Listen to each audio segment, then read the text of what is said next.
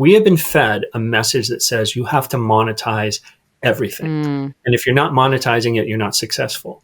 And I just do not accept that. And I think that gets us into all sorts of problems, because as soon as you go down that track, then everything is about like, how many of this thing can I sell, right? Or how much can I sell it for? As opposed to, how do I use this, the process part, to draw me closer to God, to bless others, all this type of stuff.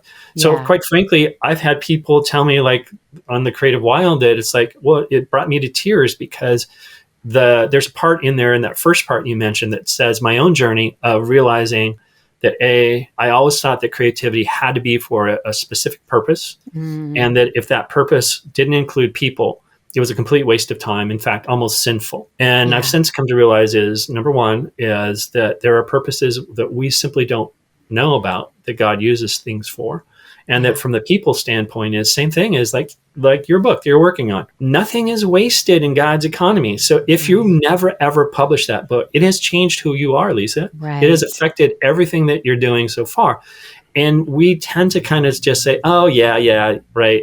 And ignore that part instead of saying, okay, no, that's the real reason we're doing this type of a thing.